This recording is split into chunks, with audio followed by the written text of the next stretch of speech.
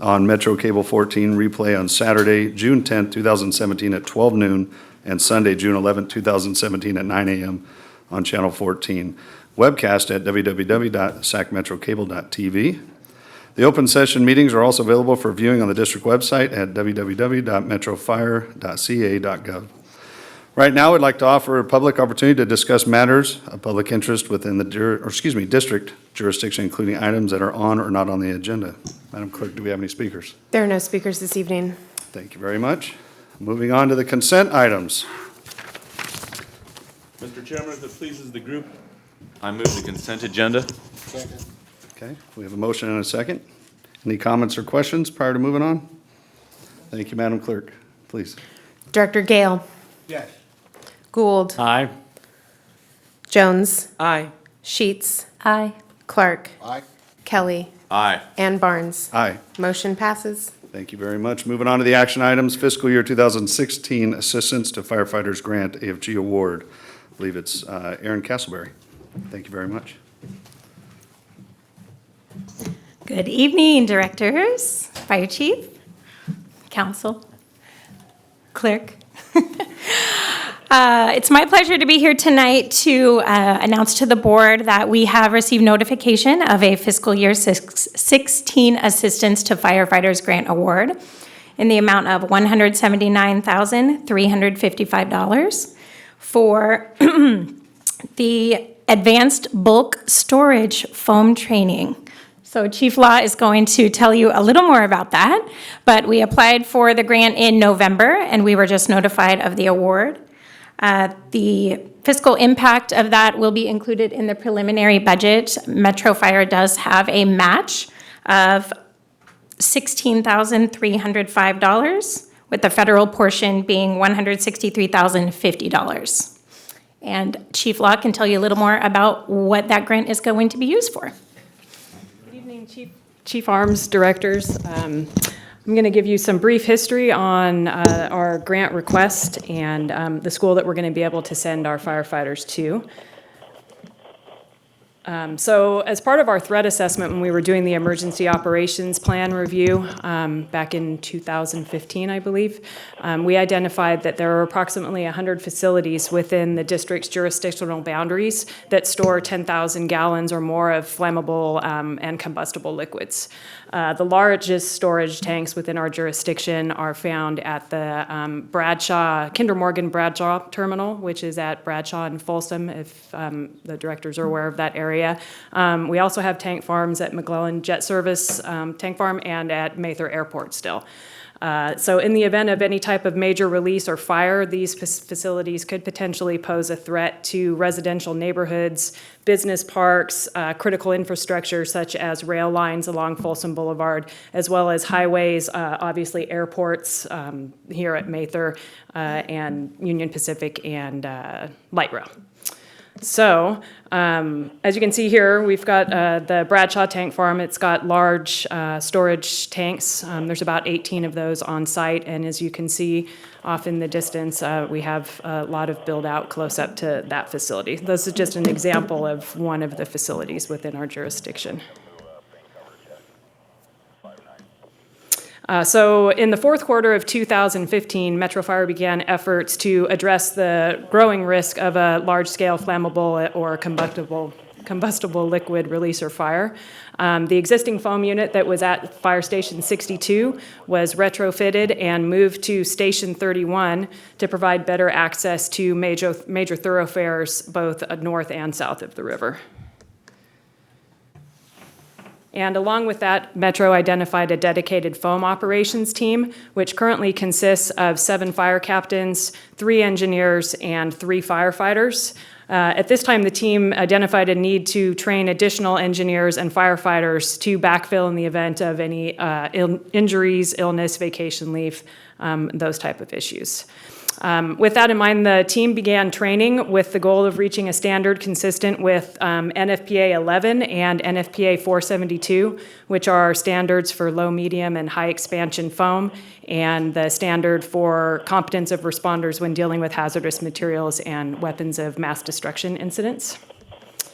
As part of this process, the team identified that we're unable to participate in any live fire training that includes the application of Class B foam, which would be needed to mitigate fire with flammable liquids. There's a lack of specialty schools in California where we'd be allowed to flow the foam.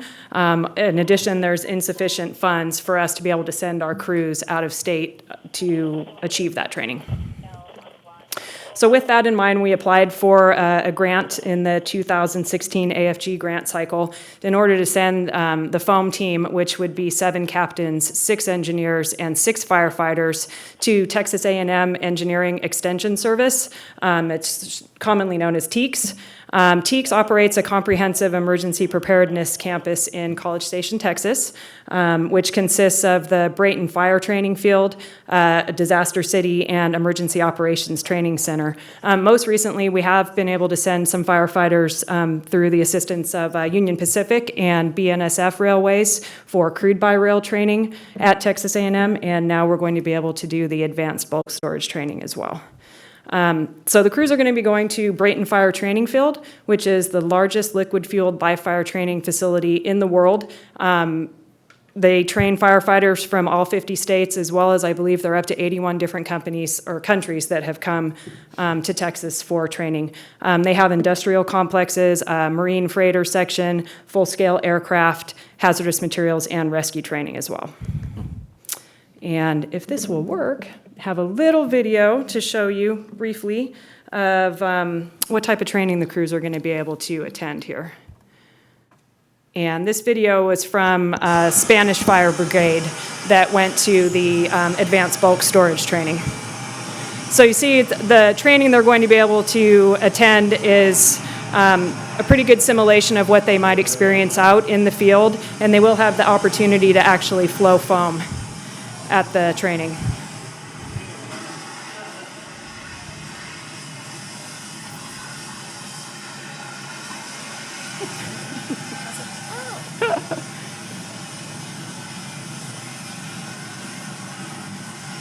So they're starting to flow the foam here. They're going to be able to practice proper application techniques in order to not waste the foam that we do have on hand. So that's just an example, and my presentation vanished. I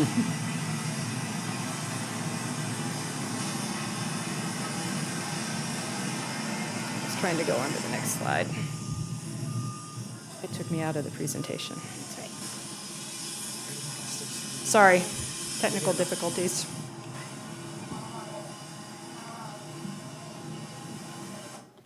There we go.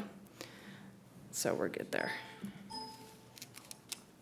I just got to go to the next slide.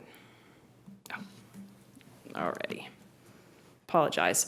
So the TEEX bulk storage project is what this training is referred to. It consists of 2 25-foot diameter tanks, which have a floating roof tank with a burning roof seal prop, as well as a fully involved open top tank that can simulate a full surface fire, as well as flange leaks at the base of the tank, and that can be used to simulate burning fuel spills.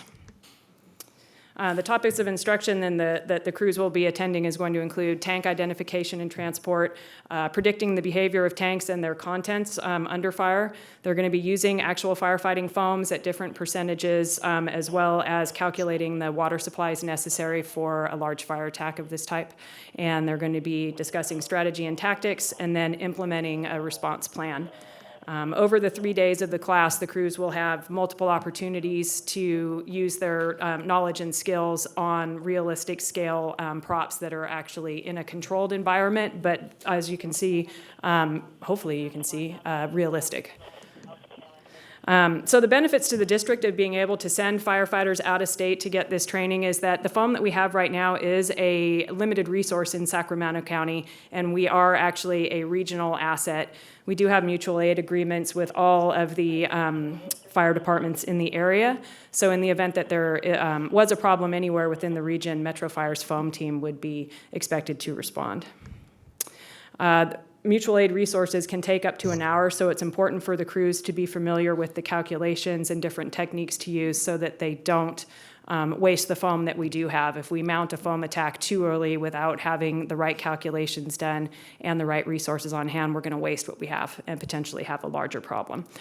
So the proper application of foam at the right time is imperative to mitigate the incidents in a safe and timely manner, which is going to reduce the impacts to our community and the health and environment and financial impact on the community.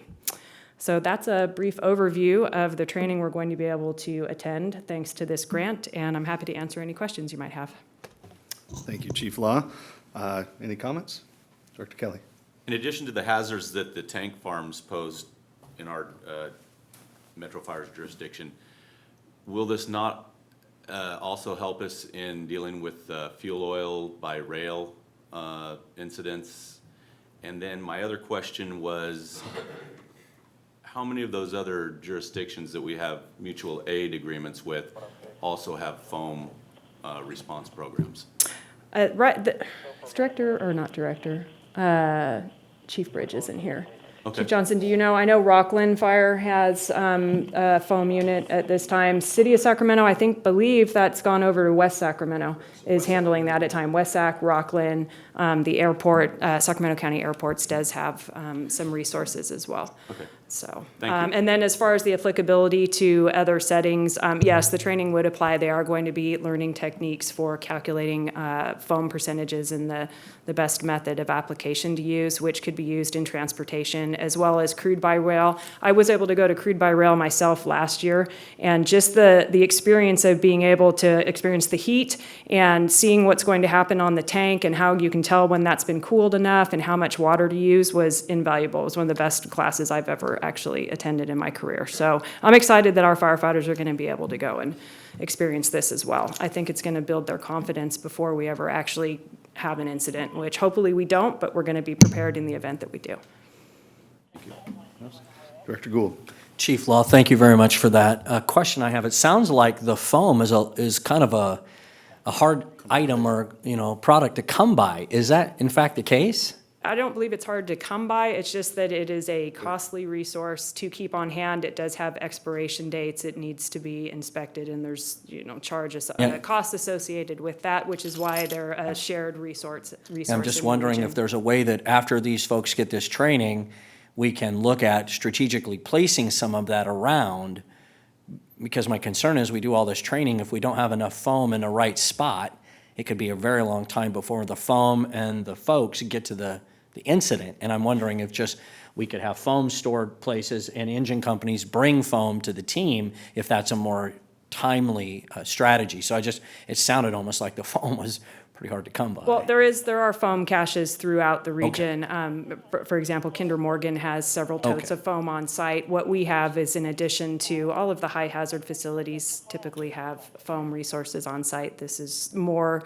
will help us with the transportation type fires like the event they had down south last week. I'm not sure if you saw on the news the tanker car that turned over and exploded.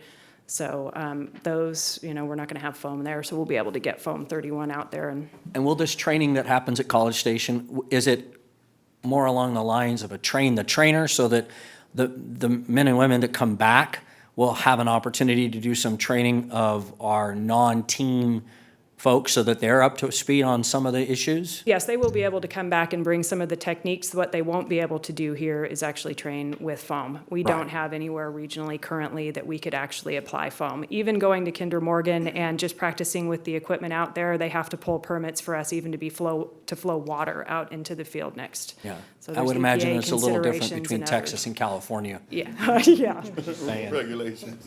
I saw a really big black smoke, and I'm not sure they like that here in this state. No. Thank you, Thank Mr. you. Chair. Thank you, Mr. Director Gould. President. Director Gill. Question. At one time, we had that facility out at the base here in Sacramento, and I'm sure the Strategic Air Command had one here on Mather. There is still a tank farm on Mather. It was recently relocated, and it's used more for the aviation fuel now, not the military application that it had before. That was a Caltrans project over the last couple of years to relocate tanks for that. But it was at one time. Yeah. Okay.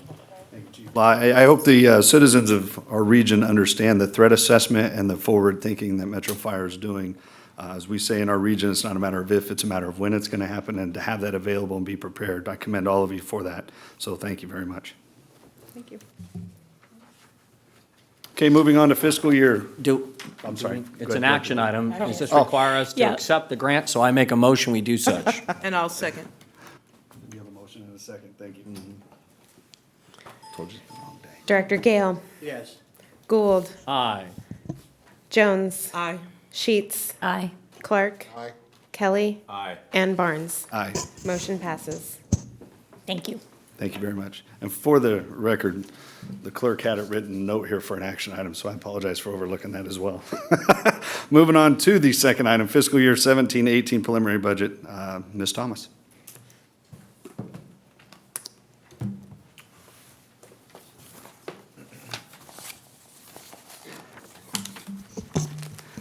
Good evening, directors. Actually, I think to get us started off this evening, Chief Harms wanted to make a few comments.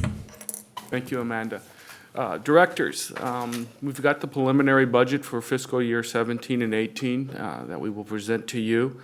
We started off in the process with quite the funding gaps of what we would like to be able to fund and what we were able to fund. We sat down with all of the managers and a lot of members in the district, and along with 522, and went through the budget process over the last few months. And then at the end, sat down really with 522 and the exec staff and came up with the budget that we're presenting to you.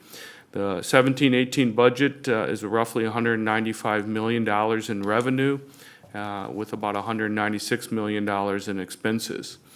That will tap into $1 million of reserves, and that's mostly for a one-time expense, and it's for the first floor and the tenant improvements for that first floor, in which Amanda will talk about.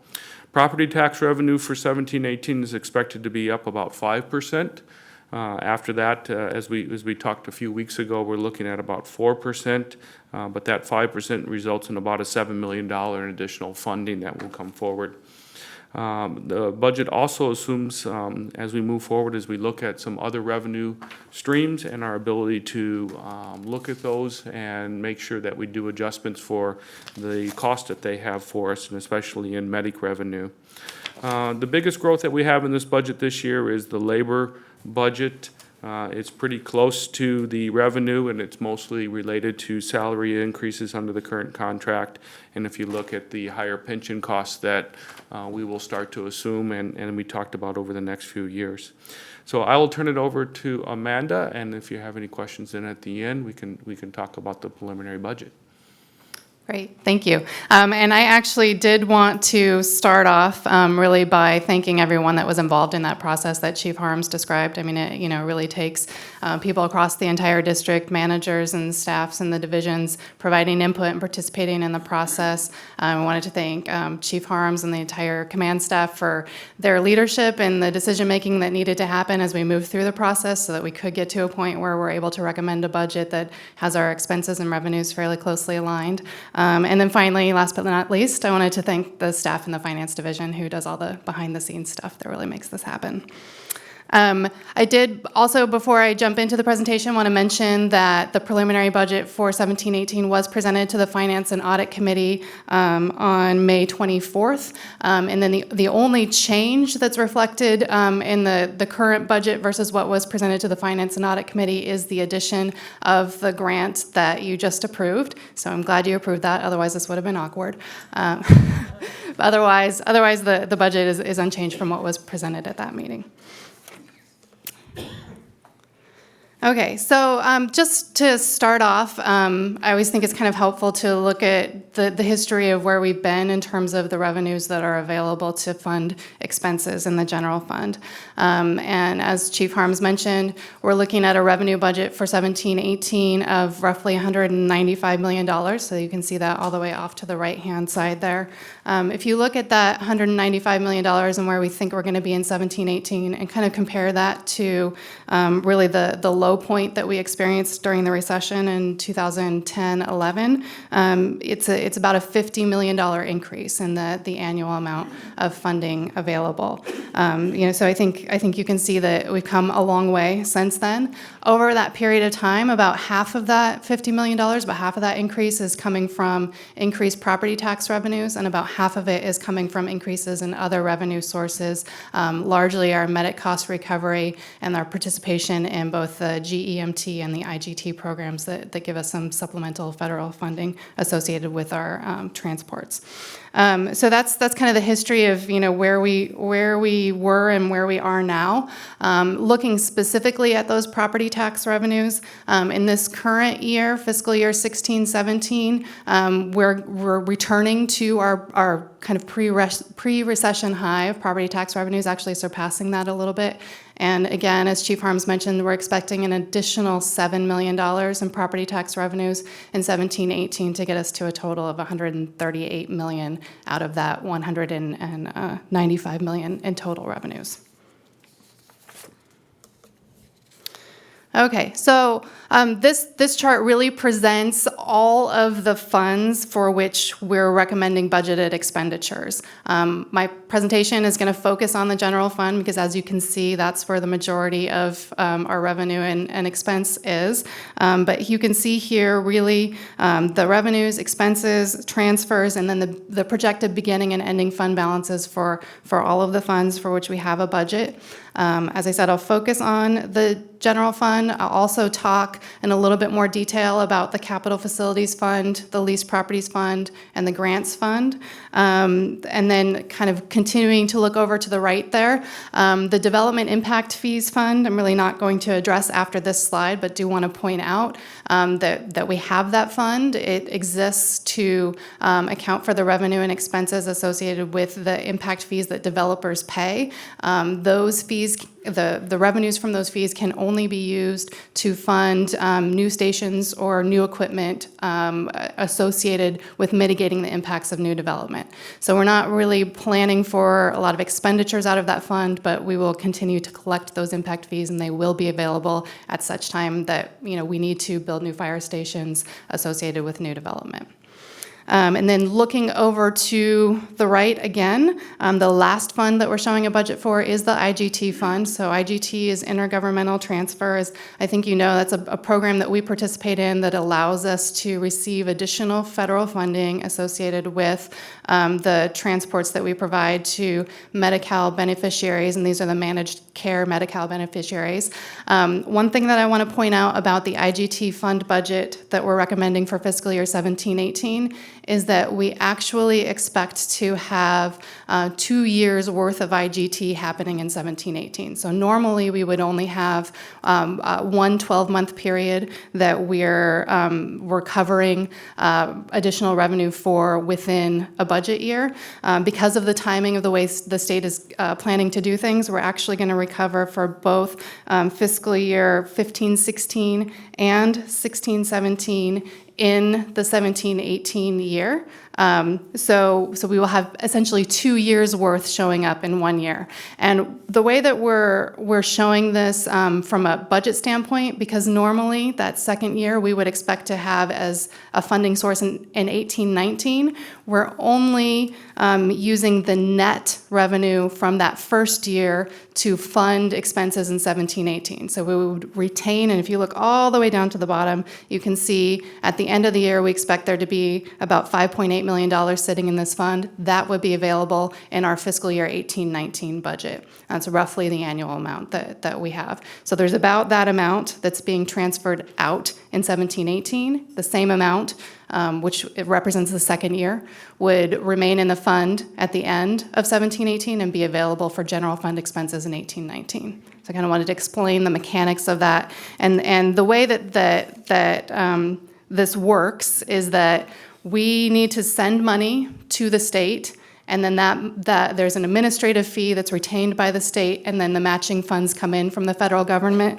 So what you're seeing at the very top line is $29.8 million in revenue that's coming in. But I want to point out, if you look right below that, there's $18.2 $3 million that we're sending out to get that. So the net revenue that's being received is that $11.5 million.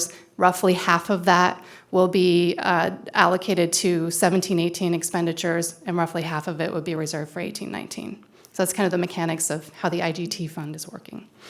If you look over to the right, you see that we have a total column.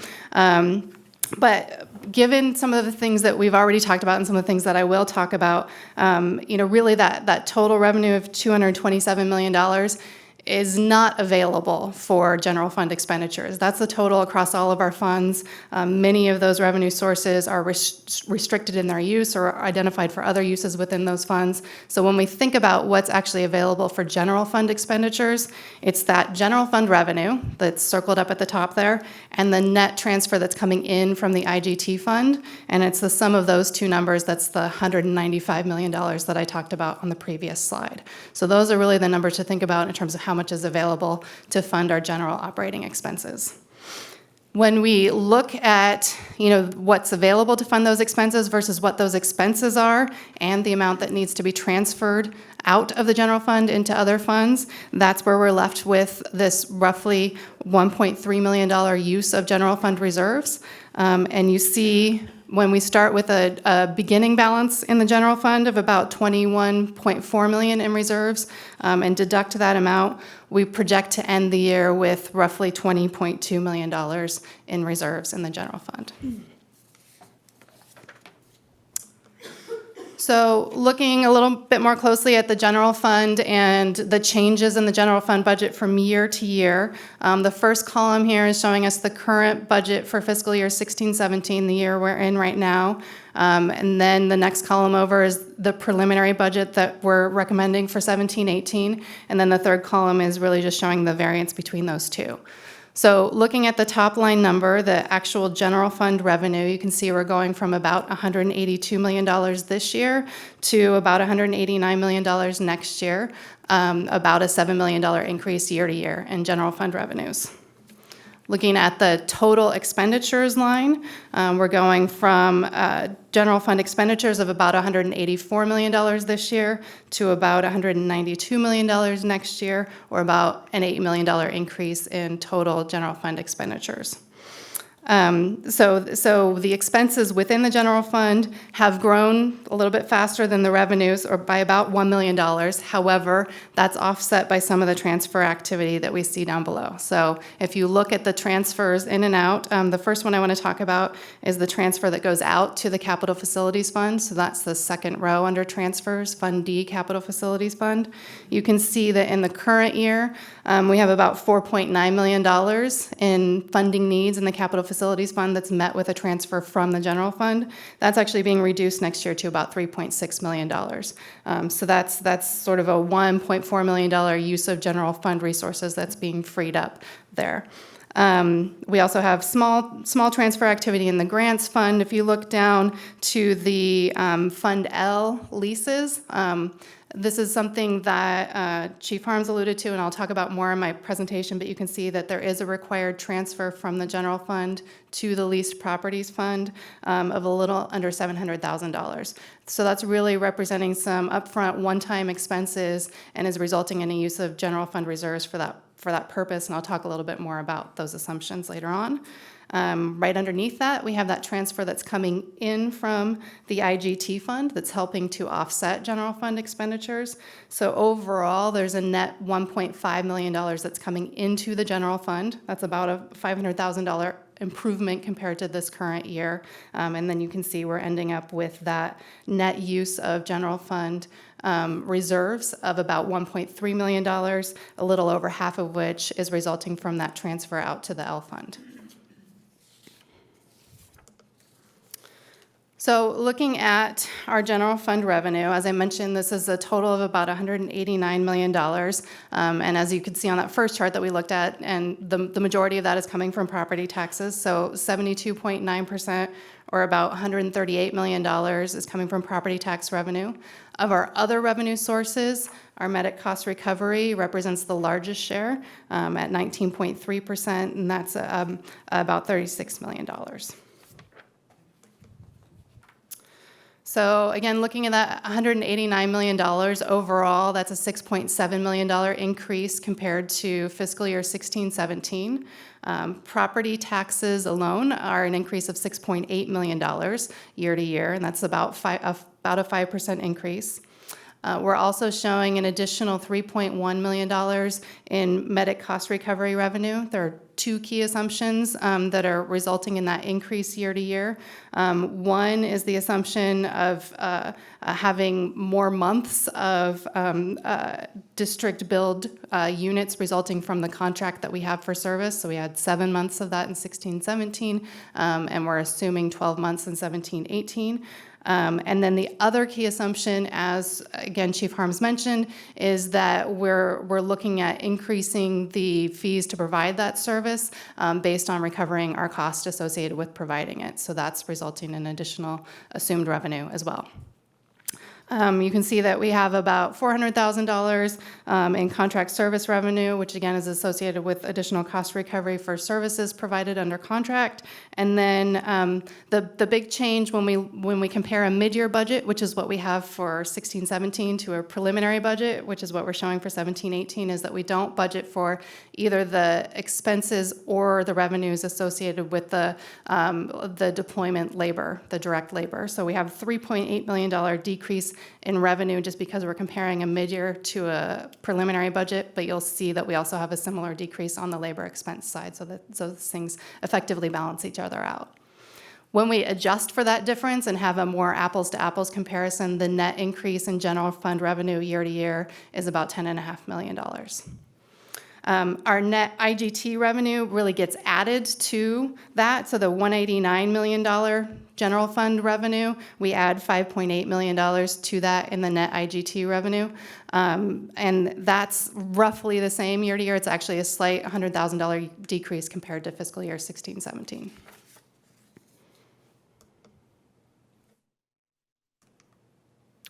So turning to look at our expenses, we have total expenditures in the general fund of $192 million. You can see that 85.7% of that is labor, 12.7% services and supplies, and then a much smaller amount, 1.6% taxes, licenses, debt service, and assessments. Looking at the labor budget in the general fund, it's a $164 million labor budget for fiscal year 17-18. That's a $6.7 million increase compared to fiscal year 16-17. When we make that same adjustment here for those deployment expenses, the apples-to-apples comparison is a $9.9 million, 6.4% increase year to year. Some of the major changes from 16-17 to 17-18, the two largest factors contributing to the increase are the salary increases under the MOU, and then increased payments related to our unfunded pension liability. So those are the two biggest factors, but we also have smaller increases that are resulting from assumed increases in medical premiums. So those adjust every January. When we do the final budget, we'll actually know what those are and have better numbers there, but we have some assumptions about increases there. We have increased holiday pay really due to the timing of payments. We had a kind of an abnormally low year in 16-17 and are expecting that to normalize in 17-18. And then we have costs associated with assuming that we have additional filled positions and a much smaller amount from new positions. I do want to mention that the filling of the additional positions, that cost, comes with a reduction on the overtime side. So if we assume we have additional filled line positions, then we have reduced overtime, reduced callback overtime, and we're seeing that in the budget. We're budgeting for about a 24% reduction in the callback overtime from year to year. Looking at general fund services and supplies, the total budget here is $24.3 million. That's about $1 million increase compared to 16-17. Most of that is resulting from the assumption of 12 months of ambulance service contract versus 7 months in the existing 16-17 budget. We have smaller increases resulting from increases in training, building services, fuel, and safety clothing and supplies. Those are largely offset by some reductions that we have as a result of having one-time expenditures for equipment and election services in 16-17 that we don't have in 17-18. And then finally, the smallest category of expenses, debt service assessments and contributions totals $3.1 million. This is essentially unchanged from 16-17. The largest component of that is the $1.8 million assessment paid to the county for collection and administration of our property taxes. It also includes general fund debt service, and you can see those amounts listed below. And then finally, after we look at the revenues and expenses, and we talked about this on the table, but we have the transfers that are coming into and going out of the general fund. Overall net, there's $1.5 million that's coming into the general fund. That's $3.6 million that's going out to the capital facilities fund. As I mentioned, this is a decrease from 16-17 to 17-18. And I'll talk a little bit about what the revenues and expenses are in that fund that are resulting in that. But this is the net impact to the general fund. Also, about $700,000 that's going out to the leased properties fund. We talked about that a little bit, and I also discussed that fund in detail in a few slides. And then finally, we have that $5.8 million transfer that's coming in from the IGT fund, as we already discussed. So looking at the capital facilities fund, and focusing on that middle column, which is the recommended budget for 17-18, you can see that we're showing total revenues of just under $4.9 million, with most of that being financing proceeds, so $4 million in financing proceeds, and about $800,000 that we're assuming from the sale of property. If you look at our expenditures, that total expenditures line, you can see that we're showing in 17-18 total expenditures of $8.4 million. And that is a combination of about $4.2 million in capital outlay and roughly the same amount, $4.2 million in debt service. If you compare the capital outlay number to the financing proceeds number, you can see that most of what we're anticipating purchasing in terms of capital outlay will be financed. So those two are roughly offsetting each other. And we're ending up with a revenues less expenditure number of $3.6 million, which is what needs to come from the general fund. And that's effectively funding debt service and any capital outlay that isn't financed. So just to kind of talk about that a little bit more, that net $3.6 million coming from the general fund is resulting from $4.2 million in capital outlay, offset by that $4.1 million in financing proceeds. We have a $4.2 million debt service requirement, which is an increase from 16-17 as a result of purchases that were made in 16-17, and then an additional $400,000 resulting from purchases that would be made in 17-18. We have some revenue of about $800,000 that we're assuming from the sale of property that's offsetting what needs to come from the general fund, but all of that together is resulting in that $3.6 million funding need. For the $4.2 million in capital outlay, some of the major purchases that are included in that, and that says 16-17, it should say 17-18, I apologize, we have a hazmat truck for $1 million, 3 ambulances for $600,000, 3 Type 6 engines for $600,000, and then air rig for $600,000. So those are the major purchases that are included in that $4.2 million. So turning to look at the grant fund, the grant fund for 17-18 is budgeting for the revenues and expenses associated with 3 grants. So the one that was presented this evening, the SAFER grant, which is a continuation of a grant that funds 9 firefighter positions. And then we also have $170,000 for training props at the Zinfandel training site. So what you're seeing here is the total revenue and expenses for those 3 grants. You can see that when you compare the grant revenue to the grant expenses, what we're left with is $16,305, which represents the district match for the grant that was approved this evening, and that would be coming as a transfer in from the general fund to the grants fund to fund that required district match. Otherwise, the other expenditures associated with that grant and 100% of the expenditures on the other 2 grants are funded with the grant revenue. And finally, the last fund that we'll discuss is the leased properties fund. And the major assumption for the preliminary budget for 17-18 for this fund is that we would lease the first floor of this building during 17-18. That would include the resumption of lease revenue for that property, but it also would result in an upfront cost associated with tenant improvements that we would recover over the life of the lease. So I do want to stress that both on the revenue and the cost side, what are included here are assumptions, because we don't know what that lease would end up looking like. But these are, reasonable assumptions for what might occur. So when you look at total revenue in this fund, and this represents all leased properties in the district, but the first floor of this building is really the major leased property, resulting in the majority of the revenue and the expenses.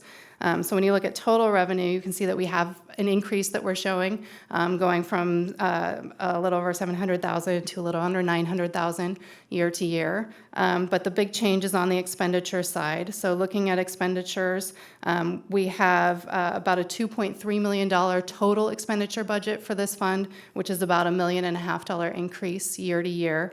And that is really resulting entirely from an assumption about tenant improvements that would need to be made. You can see comparing revenues to expenses, there's 1.4 million more in expenses than revenues. And the way that would be funded is that essentially half of it, or a little bit more than half of it, would be funded from existing reserves in the leased properties fund. And that would deplete the reserves in that fund. And then the remainder would come from the general fund, and effectively would be a use of general fund reserves. So that's that about $700,000 transfer that I mentioned earlier. So that really concludes the discussion of the recommended fund budgets. Just to summarize, I wanted to talk a little bit about reserves. I mentioned that with this recommended budget, we would be ending with a $20.2 million general fund reserves. That's after about a $1.3 million use of reserves during the year. That would represent 10.4% of net budgeted expenditures. And then really looking beyond 17-18, just wanted to talk about, aligning future costs and revenue growth, because that's going to be something that we're looking at in terms of ensuring financial sustainability, not only looking at this year, but what are the challenges that we have facing us in future years. And I know we touched on this at the board workshop. Those challenges really for us are going to include pension costs, both as a result of escalating payments due to the unfunded liability, compounded with investment return assumptions that CalPERS has made. We also know that capital replacement and maintenance needs, we have probably over $25 million over the next 5 years that will need to be funded. So that's going to be a challenge from a budgetary standpoint. And then finally, we talked about the IGT program tonight. The future of that program really is dependent on what happens with federal legislation and regulation. And any reduction or potential elimination of that program would have significant budgetary consequences for us. So that's something also that we've identified as a challenge. These really are all challenges that we will be working to address. You can expect to be hearing more about these things as we move through the budget process this year, and certainly as we get into future year budgets. And that really is all towards the goal of making sure that we are aligning those expenses and revenues and doing that in a financially sustainable way. So that really concludes my presentation. Our recommendation this evening is adoption of the preliminary budget for the fiscal year ending June 30th, 2018. I'd be happy to take any questions. Thank you, Ms. Thomas. Appreciate any comments, questions from the board? Director Jones. No. Thank you. Thank you for the presentation, CFO Amanda. It seems like, okay, you answered, I think, one of the 3 questions that I had with the subsequent slides. In the beginning, on the earlier slides, where we had the general fund, we had the list of revenues and expenditures, and off to the right, it was like the 4th or 5th one was IGT, and it was an $18+ million figure. Mm-hmm. Thank you. This You're slide? fast. That's okay. Great. Now, does that include because you're saying the revenue included 16, 17, and 17, 18. Is that correct? Yes, so what you're seeing both for the revenue and expenditure on the IGT is really reflecting 2 years of activity. Alrighty, so that 18 number includes the payment for next year, the extra amount, the seed money we have to pay. Yes, transfer to the yes, state. and then the number at the top also includes the revenue associated with that second year. Right, Yes. okay, I just wanted to make sure that that payment was included in the 18. Correct, So that's yes. good. And along these lines, just to make sure in our pie picture, you don't need to scroll, it's okay, just to make sure that the IGT is separate, it's not included in that medic cost or revenue, just to make sure. That is correct, because that pie chart actually just includes actual general fund revenue, and we don't treat the IGT as general fund revenue. Just Yes. for clarification, Yep. thank you. And then finally, if this is too much in the weeds, I can take an answer later. But I noticed that we had the reduction in the Fund D capital facilities to help balance that budget. Were there a lot of things or a couple big things that we are delaying doing? What are we not doing to have reduced that final number? Yeah, I mean, I can answer that in a couple of ways. I mean, I think that the first is that we do have a reduction, and that's resulting from the fact that we're not anticipating as much in capital outlay next year as we are spending this year. Although I will say that what we're spending this year, part of that was an intentional use of spending reserves that we had thought we were going to be spent last year and weren't. And so when we got to the final and mid-year budget processes this year, it was an intentional, okay, well, we know that we're behind in our capital replacement.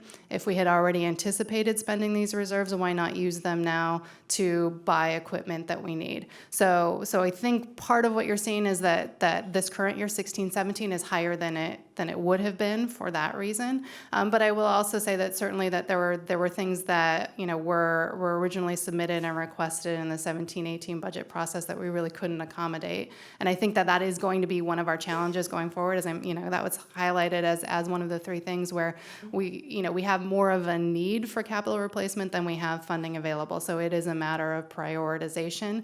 I think typically what we're seeing is it's not that we're not going to buy it. It's just that we're not going to buy it this year. We're going to buy it next year instead of this year. I don't know if that answers your question. Yes, it does. Thank you. All three of them. Thank you. Okay. Director Gould. I have a quick question about the development impact fee. One of the concerns, because I know it's been around for a long time, and I know there's very strict guidelines of how that can be spent.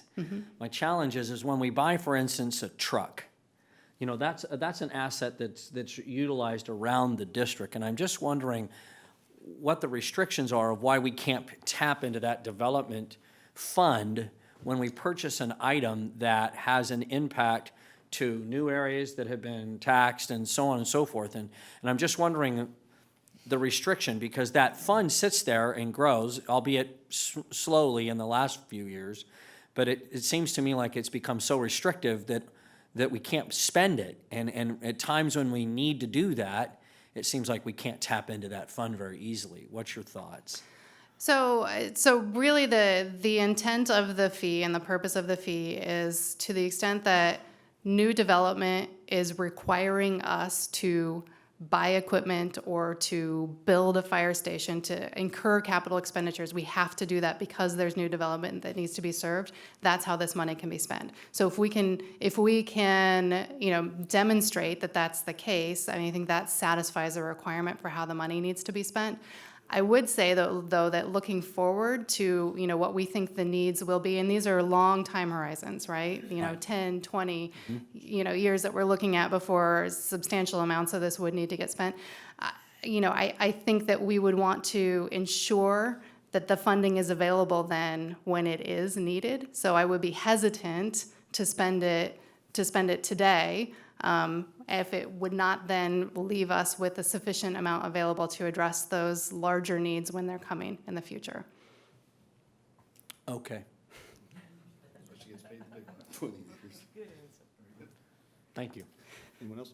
I just had a couple things. The 24% reduction overtime callback. Congratulations on everybody coming up with a plan to do that. I know it may not be popular in some arenas, the ones who are recipients of that, but as we know, the wear and tear on the personnel when they have to come back, and the damages that can cause long-term, not only to the firefighter, but the family. So great job on that.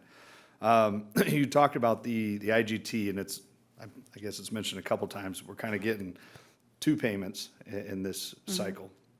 With that, because the 1.3 cost for the improvements downstairs, it's a large number. But if we're having that extra IGT revenue, that's going into the general fund, correct? On top of that, because we're getting some right away, and then there's going to be enough that's going to go back into that general fund. Yeah, so what we're recommending in terms of, what the budget for 17-18 would show is that we actually, that second year amount, but really for two reasons. One being it's anticipated to happen later in the year, and there's a potential that it may not happen in 17-18. I mean, at this point, our best information is that it will, but it's, because it's toward the end of the year, there's a possibility that it won't. But more importantly, because that's the amount that normally would be available to fund 18-19 expenditures, we're not showing it in the general fund in 17-18. We're going to wait until 18-19 to reflect that money in the general fund. Very good. Thank you very much. That's all I had. Anybody else? I got a question. Director Gale. Do we need to really get crazy about a budget? For what reason? Because a budget is just a budget. You can always make changes to a budget. And the biggest thing in any business of financing is income and expense. It's a matter of controlling those. And there are certain rules. Back to development. How far out can we project for development? How many years out to be with a confidence level on it? When you talk 20 or 30 years, that's impossible. You could be Alexander Hamilton if you want to, and you wouldn't be able to solve that. I think you did a great job on it with the numbers and the funds you have. Thank you. I mean, I do think that the point you raise is an important one, which is that we always get more information. So this is our preliminary budget. I'll be back here in September talking to you about the final budget, and I'll be back here in March talking to you about the mid-year budget. So even as we move through this year, we're going to get more information and refine our budget. And then we'll always be looking at what do we think is going to happen over the next 5 years? Obviously, we don't know that with certainty, but we have some idea of what that's going to be and continuing to refine that as we move forward into those years. Reserve that, even whatever reserve we have decided on, this is the amount we're going to have for special reasons or whatever, extenuating circumstances, that can also be changed, Certainly. of course. That is correct. And the reason why, as you mentioned, Director Gill, that we do get crazy about the budgets, the transparency, assumptions, and projections, and that's what keeps us out of these downturn and down years. So that's great by what we do, and that's what we're forward thinking. So I appreciate what you do. The team, I know it does take a team to do that. So that report out, truly appreciated by everybody and everybody's efforts involved. So thank you very much. Thank you. And I do see that this is an action item, and we have to do each one, I believe. That's correct. Yes, sir. Mr. Chair, if you please. All right. Is that going to be all right? We'll Yes. Oh. proceed. I would like to move approval of 2A Resolution 2017-18 Preliminary Budget for the General Operating Fund 212A. Second? Okay, motion and a second. Madam Clerk? Director Gale, Yes. Gould, Aye. Jones, Aye. Sheets, Aye. Clark, Aye. Kelly, Aye. and Barnes. Aye. Motion passes. Thank you. All right. Mr. Chair, I'd like to move 2B Resolution for 2017-18 Preliminary Budget for the Capital Facilities Fund 212D. Second. Okay. So moved and a second. Madam Clerk? Director Gale, Yes. Gould, Aye. Jones, Aye. Sheets, Aye. Clark, Aye. Kelly, Aye. and Barnes. Aye. Motion passes. Thank you, Mr. Chair. I'd like to move 2C Resolution 2017-18 Preliminary Budget for Grants Fund 212G. We have a Second. motion. Okay, motion and a second. Madam Clerk? Director Gale, Yes. Gould, Aye. Jones, Aye. Sheets, Aye. Clark, Aye. Kelly, Aye. and Barnes. Aye. Motion passes. All right, then. Mr. Chair, if you please, 2D Resolution 2017-18 Preliminary Budget for Development Impact Fees Fund 212I. Second? Have a motion and a second. Madam Clerk? Director Gale, Yes. Gould, Aye. Jones, Aye. Sheets, Aye. Clark, Aye. Kelly, Aye. and Barnes. Aye. Motion passes. Thank you, Mr. Chair. I'd move 2E, Resolution 2017-18 Preliminary Budget for the Leased Properties Fund 212L. Second? I have a motion and a second. Madam Clerk, please. Director Gale, Yes. Gould, Aye. Jones, Aye. Sheets, Aye. Clark, Aye. Kelly, Aye. and Barnes. Aye. Motion passes. Thank you, and Mr. Chair, I'd like to move 2F, Resolution 2017-18 Preliminary Budget for the IGT Fund 212M. Second? Motion and a second. Madam Clerk. Director Gale, Yes. Gould, Aye. Jones, Aye. Sheets, Aye. Clark, Aye. Kelly, Aye. and Barnes. Aye. Motion passes. Thank you very much. You know, Thank you, Director. I gotta say, I find it extremely unfair. There's not a Jennifer grant, or, there's not a Jennifer fund, or a Jim fund, but there's a grant fund. See how that works? Hurts, don't it? Okay, moving on to action item number 3, disclosure of material expenditure, excess workers' compensation insurance. Chief Harms and Wells Fargo Representative Brad, and I apologize for the last name, sir. Yeah.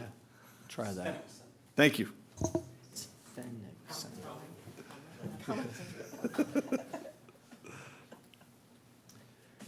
Am I following your lead? No? Go ahead. Thank you.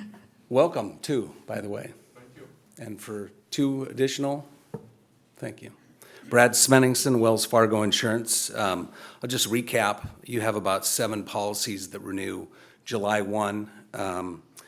Overall, 2.5% increase equates to about $24,000 over last year.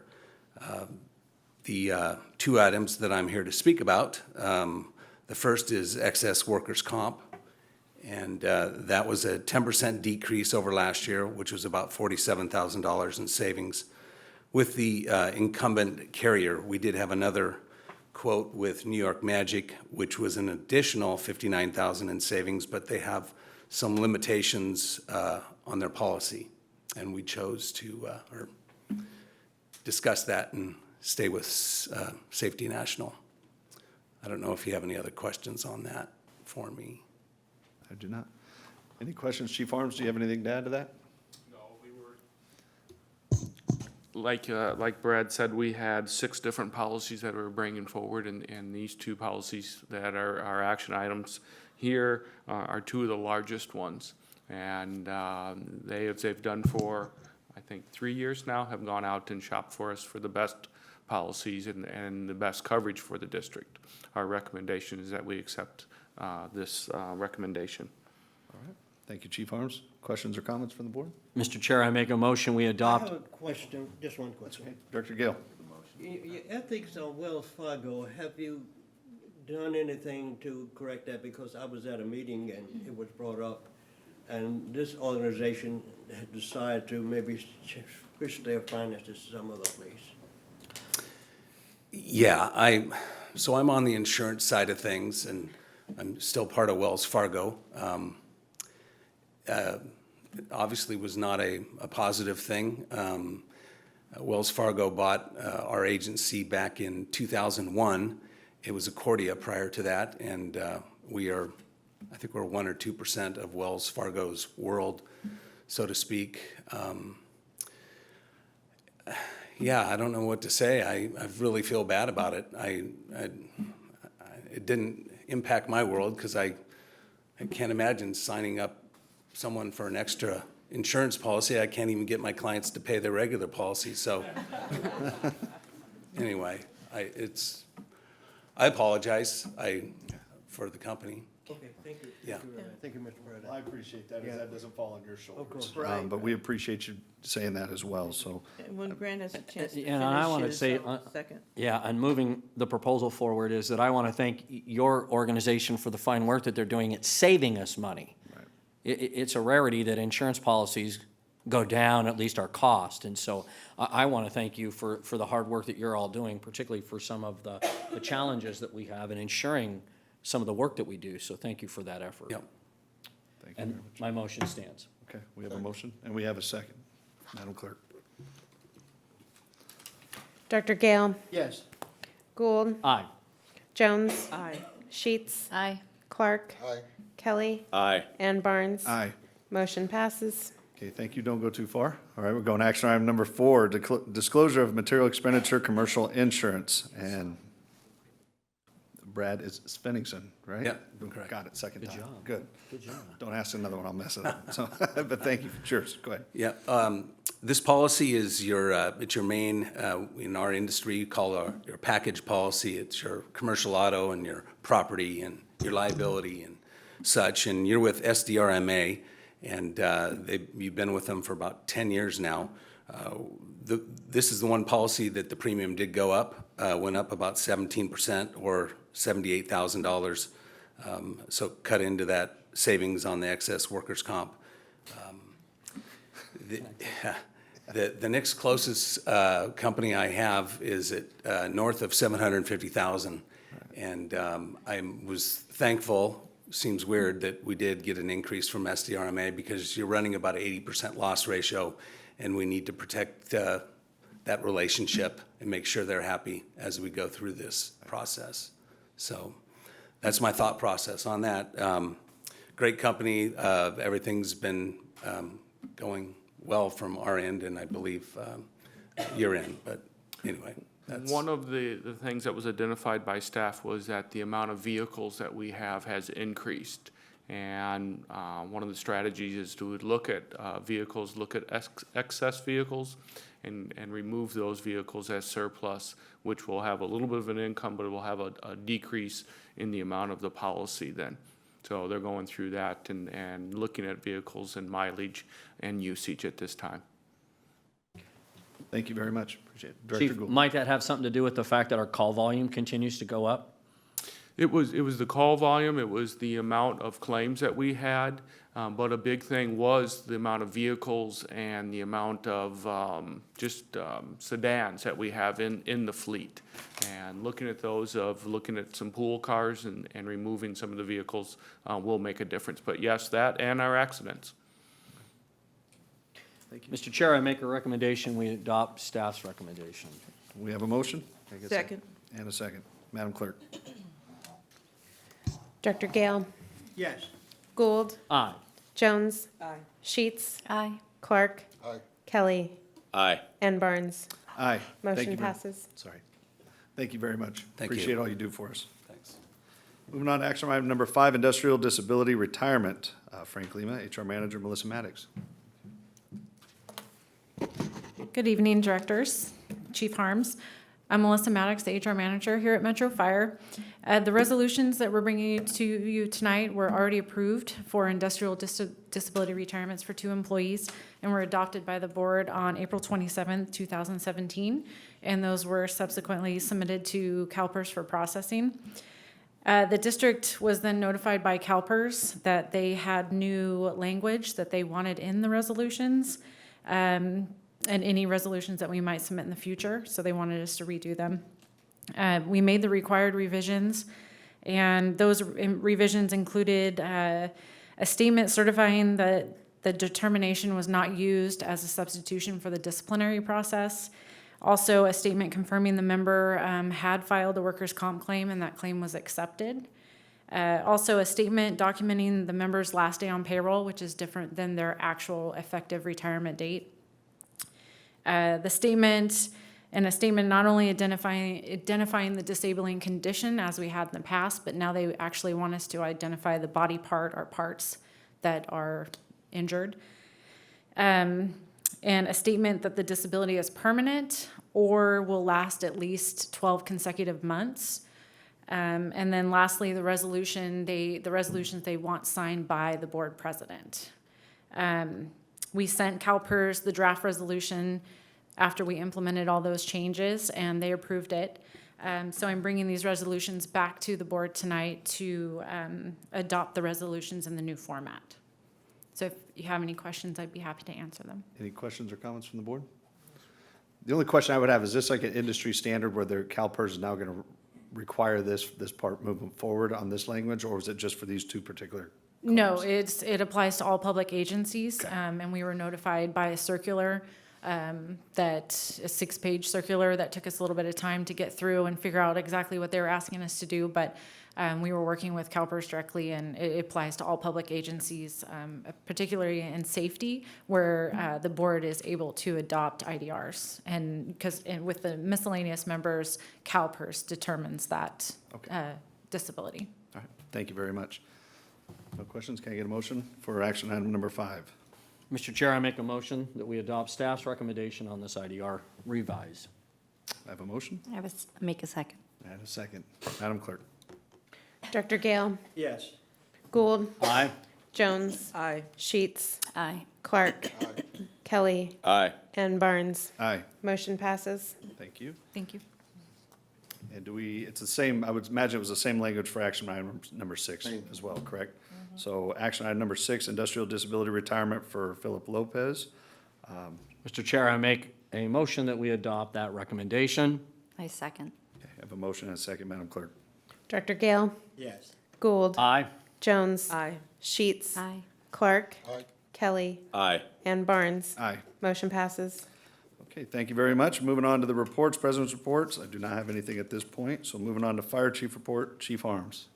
Thank you, sir. Directors, wildland season was declared on May 17th at 0800 hours. Myself and AC Wagman were sitting this afternoon, and after the rain this morning, to our surprise, we had a pretty significant little wildfire that took off this afternoon down by 58. And it just shows how quick that grass has dried out, and that the fuel is there, and with a little bit of wind, even with the rains this morning, we had a significant little fire this morning, or this afternoon. A couple new hires. We have an office tech. Roman Cleats is at the logistics division. One of our firefighters, Drew Cogden, had a off-duty hand injury that was, for him, would have been career-ending. We were able to work with him, and he has started as a Fire Inspector 1. I actually saw him out in front of the building, and it was one of those times that everything fell in place for us to be able to find a position within the district for him to continue being here. And he's happy as could be, and I saw him with one of the other inspectors out front doing some training earlier. Shay Purcell, effective on the 19th, is now our fleet manager. He's been with the district well before since the district began, and even before that. Was moved up out of class down there for a period of time, and has done an outstanding job and did very well in the interview process and moving forward then. Myself, I finished up the fire chief's forms. They were very productive. We'll do those again in October. And we had a very productive meeting with 522 last week, which is our standing monthly meeting, and talked about kind of our standing agenda items. We went over and played in Citrus Heights PD, and Metro Fire played in a basketball game against the San Juan Spartans. PD and Fire did beat up on the young kids that were out there. I guess that was okay. And the police chief did beat me in free throws, and so we'll do better next year on that one there. Chief? Tomorrow, I know.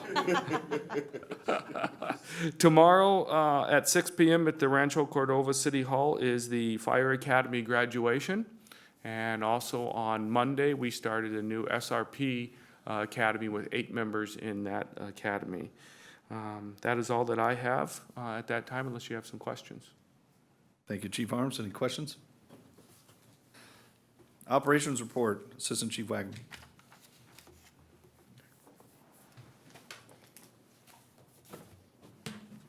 Good evening, Directors, Fire Chief Harms, Madam Clerk, and constituents. Tyler Wagaman, Assistant Chief Operations, standing in for Chief Bridge this evening. I appreciate the installation of the lower mic. On to our ops report. Since May 11th, Metro Fires responded to 8,041 calls. Of those, 19 of which were structure fires. 5,691 EMS calls with a transport rate of 69.4%. Our partners at AMR were dispatched to 776 dispatches with a transport rate of 57.2%. Year to date, 54% of our patients were transported with advanced life support, while the balance 46% were basic life support. Now I'll provide you a brief update on our fire station thefts. As I'm sure most of you are aware, there's been a significant break in our fire station theft cases, which actually dates back to April 1st.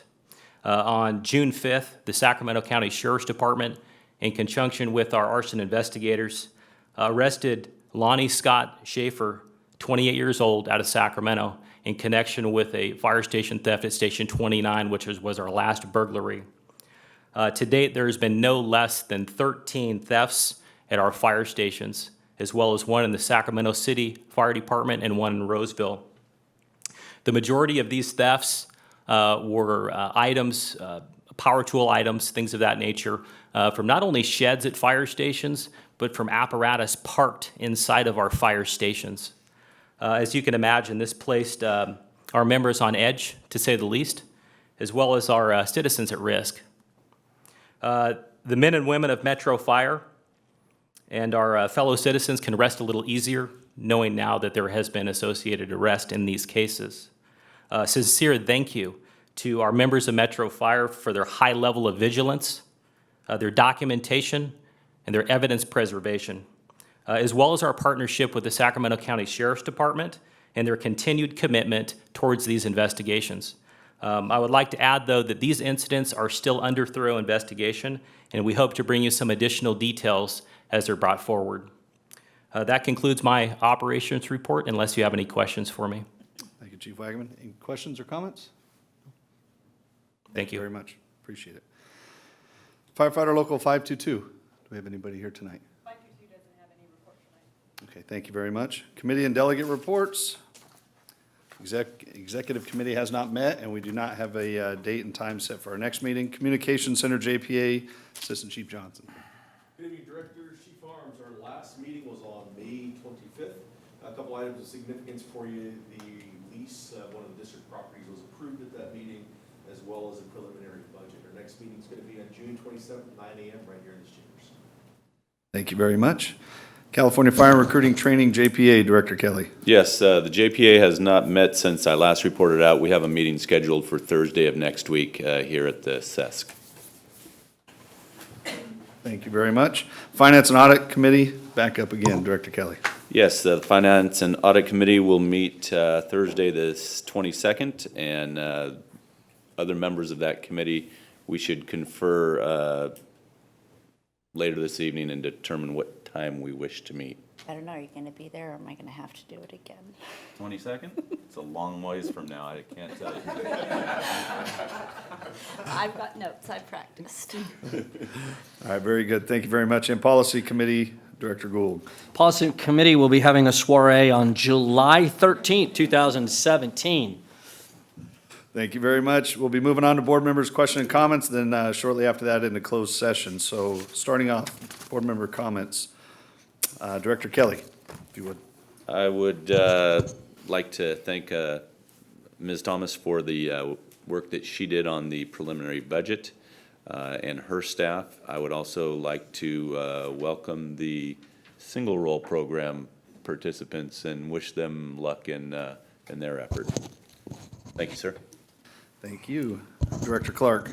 Yes, sir. Thank you, Mr. Chairman. I would also like to thank our Finance Division for the great job they're doing, and thank you for helping us understand this budget sometimes. You do a great job explaining it. Thank you. Thank you, Director Clark. And Director Sheets. No comment. Okay. Thank you, Director Gale. I attended the Wood Avenue Property and Business Improvement District meeting today, and kudos to the Finance Department. Great job, tremendous job you've done. Thank you. Thank you, Director Gale. And Director, I'm sorry. Okay, thank you. And Director Gould. Thank you, Mr. Chair. Today I received a heartwarming email from a constituent in our community, and it was a really unique story where she explained that she was in a bit of a challenge with one of her family members that happens to be of the four-legged variety. And she was very distraught, and she didn't know where to go and turn to, and the animal was, it appears to be passing away, and she was pretty distraught. And she reached out to other public servants who couldn't come to her aid. So our dispatchers critically thinking, talked to a supervisor, as she explained it in her email, and they made a decision that they would contact the crews directly in a non-emergent fashion, but come to her aid. And it was just really heartwarming to listen to her talk about the firefighters and how they respected that family member for this senior citizen. And it was just really a heartwarming, non-fire, non-EMS based story. And it just really, again, articulates how the men and women of this agency will go to the aid of people in our community, even when it's not expected and not normal. But they will do those things that make this person, the way I read it, was it changed her day. And it made her recognize, and she went on to give us significant kudos. So I don't know any more details than that, but I just want to thank the dispatchers who recognized how distraught she was and how important it was to her and took the time to make sure that our services were rendered in an appropriate fashion. And I just want to thank them, because these are the kinds of things that probably won't make the news, or we won't have some kind of a plaque for that individual. But everybody really showed up, and I'm grateful. Having a mother that's of age, and I think she loves her cat more than probably me. Thank you, Mr. Chair. Thank you, Director Gould, and I would agree with you on that one. What about my mother loving the cat? Yes, sir. Really? Just an analogy. Oh, okay. Director Jones. Okay. Disregarding the last few comments, thank you very much, Director Gould, for a very touching story. And the Assist the Citizens calls often do go unnoticed, but they carry a lot of weight and a lot of positive vibes for Metro Fire out to the community. And I would just echo all the other positive comments that my fellow directors have made. Thank you, Director Jones. The only thing I have, in addition to everything, again, the presentations tonight, again, it shows that we're forward-thinking and preparing for the future, hoping for the best, expecting for the worst, threat assessments and budget, so I appreciate all that. One thing it was challenged, was thrown out, I believe, by President Wood and everybody else, and I think it was Ty Bailey at 5 to 2 about the Tropical Affair that is coming up on the 24th of June. I bought my tickets and bringing some friends as well, but it'll be the 24th, 6 p.m. to 10 at Shriners Hospital. So it'll be my first time going. I'm looking forward to it. So that's all I have. With that, we'll be moving into closed session. So everybody in attendance, as Director Gould used to always say, have a good night, and hopefully don't see anybody when we come back out.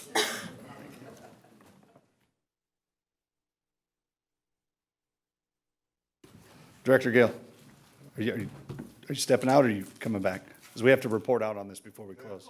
Okay, thank you.